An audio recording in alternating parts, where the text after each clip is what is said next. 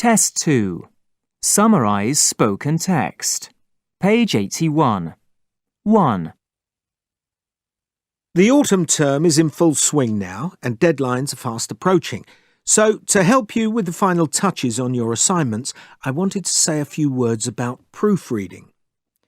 Most people find it easy to spot problems with grammar or punctuation when reading someone else's writing, but it's always much harder to see these things when looking at your own.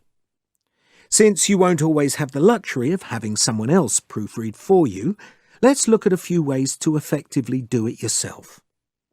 When proofreading your own work, it's important that you know what kind of errors you're looking for. Think about the kinds of things you've had trouble with in the past and try to eliminate them for a start. Now, most people know to look for things like grammar, spelling and punctuation, but don't forget that the big picture is just as important. Make sure your work is organised in a logical way and that each paragraph represents a clear, distinct idea. You might take yourself to a quiet spot and try reading your work aloud. As you do, make sure it flows. Don't forget to check your referencing and citations. If possible, try to give yourself at least a day or two to complete the proofreading process. It's easier to spot mistakes if you've had a bit of a break from looking at the paper.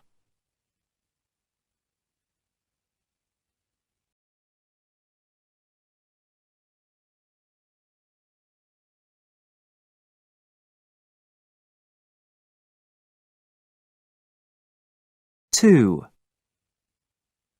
Well, our research team spent a year looking at the way local government is functioning, talking to the stakeholders, surveying the community, and basically we identified three main issues, three main areas of concern when it comes to government at the local level of the town or city. One of them, and perhaps this is the most important one, is that we need to enable citizens, ordinary people, to take more responsibility as co-authors of their civic lives. They need to be able to determine what kinds of services and facilities they need, and also think about how they can contribute in those areas, how they can become involved. A second area we looked at was how to create a public service and public servants who are able to actually support citizens in what they want and need. Now, this should perhaps happen in a more down-to-earth and less bureaucratic way than we've seen in the past. I'm talking about moving towards a more customer-directed approach across the board. Finally, we need to look at the relationships between national government, local government and citizens, because that has not been functioning as it should. We've had over-directive centralism, and a kind of mistrust has emerged between national and local bodies, and it's the citizens who bear the brunt of this.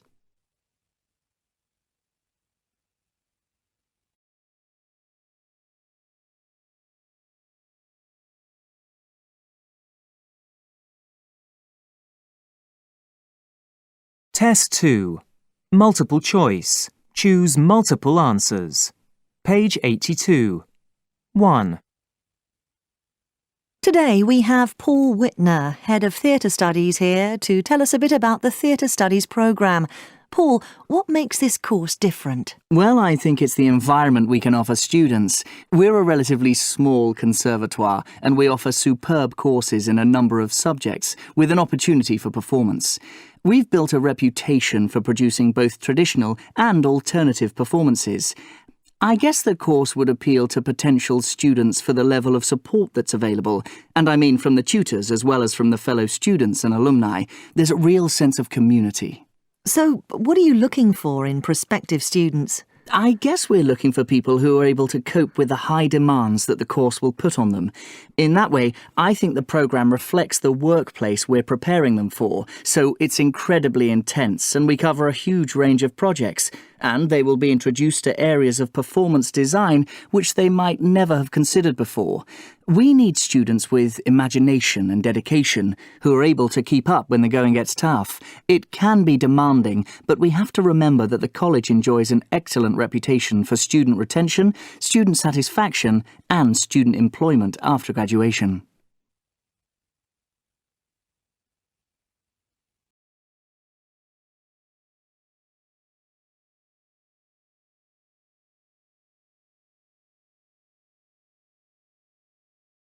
2. For anthropologists and archaeologists, rock art is a kind of window into our ancestors' evolution, migration, and lifestyle. These insights that we get from rock art are highly valued by archaeologists because they complement the often scant information provided by excavated objects. It turns out that there are common themes in rock art between sites in Europe and caves where they have discovered rock art in China. In fact, some recurring motifs in rock art have been observed all over the world.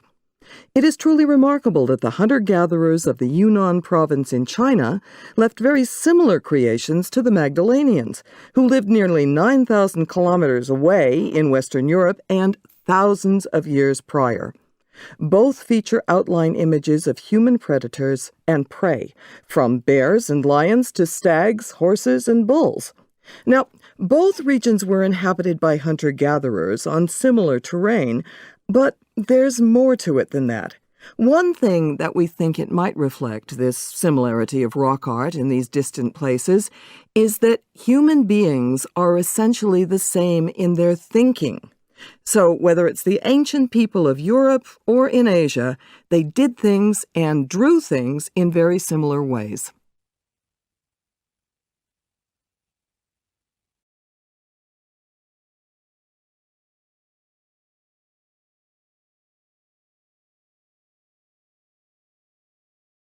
Test 2. Fill in the blanks. Page 83. 1. Barred owls can be found in dense forests right across North America. They feed on small mammals, fish, birds, and small reptiles, pretty much anything that comes their way.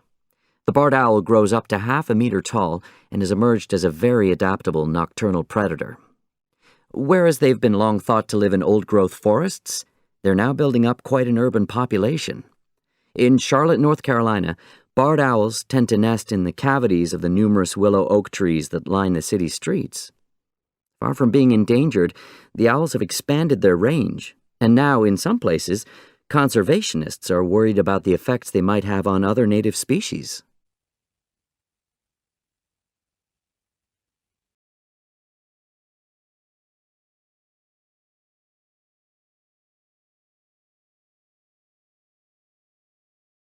Two. Before the beginning of the 1900s, the only way to obtain pearls was by collecting very large numbers of pearl oysters from the ocean floor by hand. The oysters, or sometimes mussels, were brought to the surface, opened and searched. More than a ton of these had to be checked in order to find just 3 or 4 quality pearls. Divers often descended to depths of over 100 feet on just one single breath. Now, of course, this exposed them to hostile creatures and dangerous waves, not to mention drowning. In some areas, divers put grease on their bodies to conserve heat, and they held a large object, like a rock, to descend, so they didn't have to exert effort going down. Today, pearl diving has pretty much been supplanted by cultured pearl farms. Particles are implanted in the oyster to encourage the formation of pearls, and this allows for more predictable production. The divers who still work do so mainly for the tourist industry.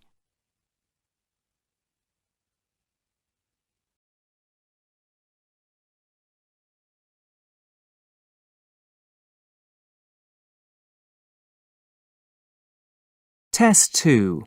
Highlight correct summary. Page 84. 1. Now, one of the workplace models I want to look at today is telecommuting. Done properly, telecommuting makes good business sense and companies can make huge savings on their overheads. It can also be a very effective lure to recruit quality employees, but companies need to plan ahead and create the right culture for it to work. It's not as simple as just giving everybody a laptop and sending them off to work from home. Management needs to look at training, security, and communication issues before any kind of telecommuting agreement is entered into. Now, a key part of making it work is ensuring that every employee, and that's whether they're at home or in the office, has equal access to resources and, of course, promotions. The last thing you want is to create a kind of us versus them scenario. The arrangement breaks down quickly if people start feeling isolated or limited in their chances of moving up the ladder if they aren't physically in the office. There has to be foresight right from the start in the hiring process. It's vital to screen employees carefully to determine who will be able to prosper working away from the office. Some companies give personality tests to prospective workers, and they do them online or over the phone to see if they're comfortable with that type of setup.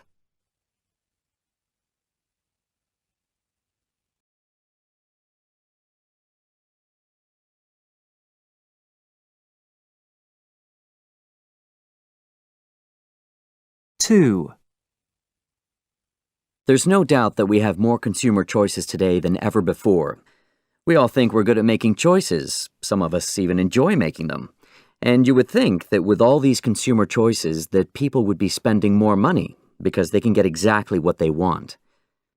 Well, actually, that's not always the case. Let me tell you about one study that has produced results about this that are really quite counterintuitive.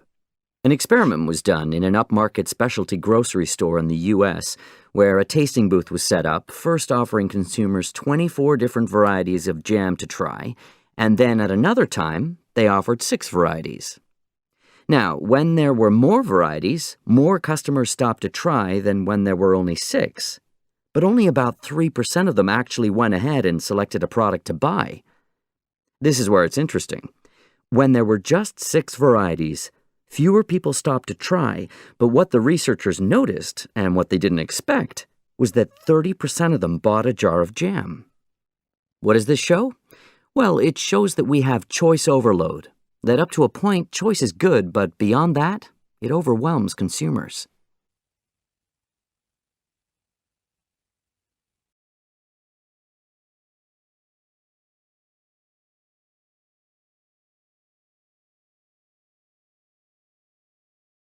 Test 2. Multiple choice. Choose single answer. Page 86. 1. The Beehive is the common name for the executive wing of the New Zealand Parliament buildings, so called because its shape is very much like a traditional woven beehive. It's 10 stories high, with the levels becoming incrementally smaller the higher up they are. Scottish architect Sir Basil Spence did the original conceptual design in 1964, but the detailed design of the building was by the Ministry of Works, and they carried it through to fruition. It was opened by the Queen in 1977. When it was built, it was supposed to embody the spirit of New Zealand as a nation, but it's never really had that recognition in the way that buildings like, say, the Sydney Opera House have had. In a way, I suppose the Beehive was, for a long time, seen as an unfortunate hangover from the 1960s, but time has passed, to the point where people's feelings about it have gone through a kind of ironic celebration to real appreciation now.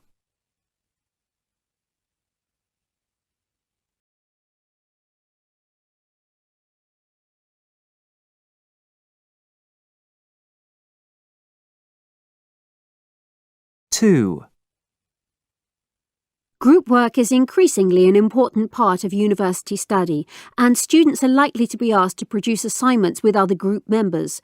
Some of the benefits of group work are that it prepares students for teamwork, something that they will probably encounter in the workplace. Also, work can be shared, and it tends to produce more creative solutions to problems. However, we should be aware that conflicts may occur as individuals negotiate their place in the group and different personalities try to work together. To help overcome potential conflicts, the group can define the major task they need to complete and then break the larger group objective into smaller tasks. It's important to develop strategies to help the group achieve their short and longer-term goals, and to do this, individual roles, including leader, need to be assigned.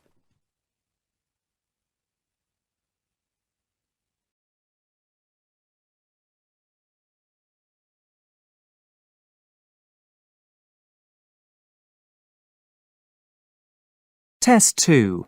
Select missing word. Page 87. 1.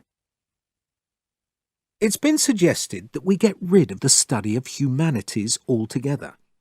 Some say studying subjects like history, philosophy, politics, literature, anthropology, and so on has no intrinsic value. And why should we waste time and energy on courses of study that won't lead directly to a cut-and-dried career? They say that what the world needs now is specialists, not generalists. Well, I have to say I couldn't disagree more. Of course we want to produce well-informed, literate, highly functioning citizens who make solid contributions to society.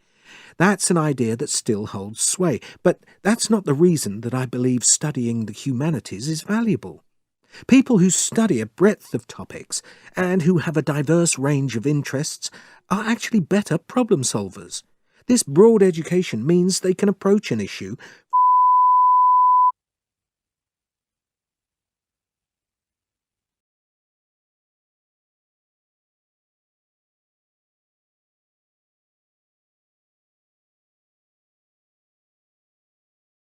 2.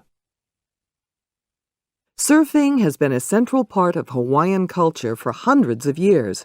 But surfing wasn't just a pastime for the Hawaiians in ancient times. It served as a kind of training exercise, meant to keep chiefs in top physical condition. Chiefs demonstrated their mastery by their skill in the surf, and commoners gained popularity by the way they handled themselves in the ocean. As well as this, surfing served as a system for conflict resolution. Young males would test their surfing skills in fierce competitions, during which wealth, pride, and even romance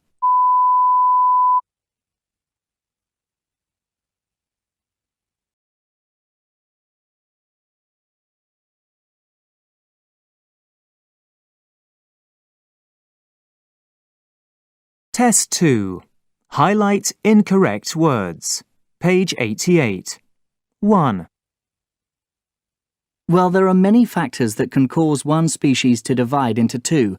One of these is when populations get isolated from each other by something like a lake forming or forest being cleared.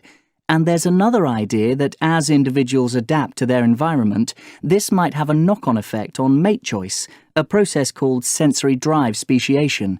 Now, this seems to occur in cichlid fish. They have shown that a female preference for either red or blue striped males only exists in clear water, where they are actually able to see.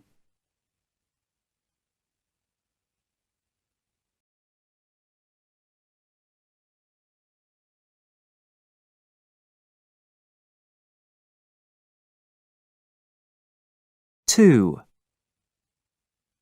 Social capital is a concept that was introduced by sociologists many years ago.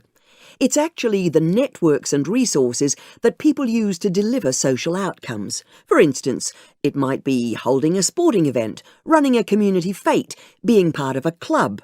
It's difficult to measure social capital, and one way of looking at it is the extent that people volunteer in their local community. So you can consider the volunteering rate as an indicator for how healthy a community is. You can also look at something called a well-being index, the way people think about their lives and how trusting they are of others, their general perception of the value of their life.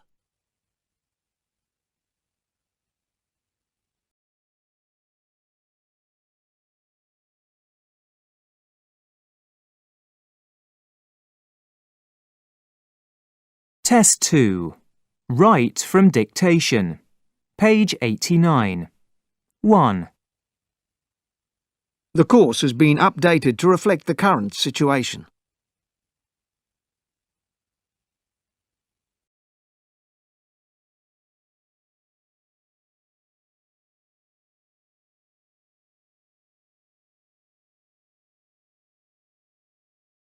Two.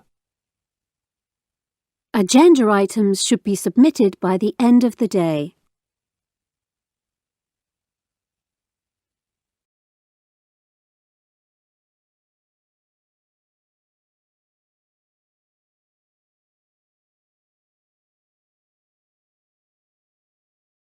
Three. Popular culture is now a serious subject of academic inquiry.